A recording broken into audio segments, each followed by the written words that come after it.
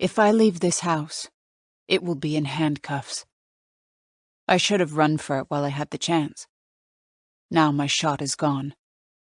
Now that the police officers are in the house and they've discovered what's upstairs, there's no turning back. They're about 5 seconds away from reading me my rights. I'm not sure why they haven't done it yet. Maybe they're hoping to trick me into telling them something I shouldn't. Good luck with that.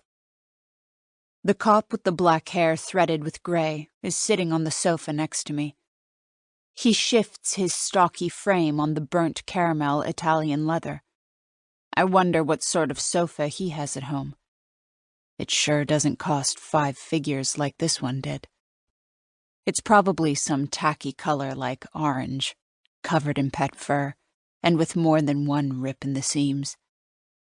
I wonder if he's thinking about his sofa at home and wishing he had one like this. Or, more likely, he's thinking about the dead body in the attic upstairs.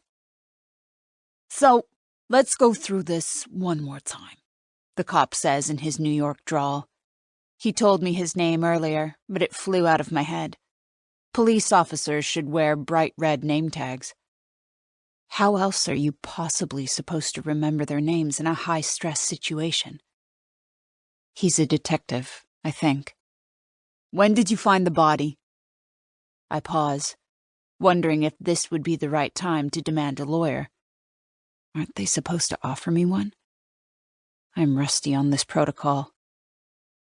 About an hour ago, I answer. Why did you go up there in the first place? I press my lips together. I told you. I heard a sound. And? The officer leans forward, his eyes wide. He has a rough stubble on his chin, like he might have skipped shaving this morning. His tongue protrudes slightly from between his lips. I'm not stupid. I know exactly what he wants me to say. I did it. I'm guilty. Take me away. Instead, I lean back against the sofa. That's it. That's everything I know. Disappointment washes over the detective's face. He works his jaw as he thinks over the evidence that has been found so far in this house. He's wondering if he's got enough to snap those cuffs on my wrists yet. He isn't sure. If he were sure, he would have done it already. Hey, Connors! It's the voice of another officer. We break eye contact and I look up at the top of the staircase. The other, much younger cop is standing there, his long fingers clutching the top of the banister. His unlined face is pale. Connors? The younger officer says. You gotta come up here. Now. You gotta see what's up here. Even from the bottom of the stairs, I can see his Adam's apple bobbing. You won't believe it. Part 1. 3 months earlier.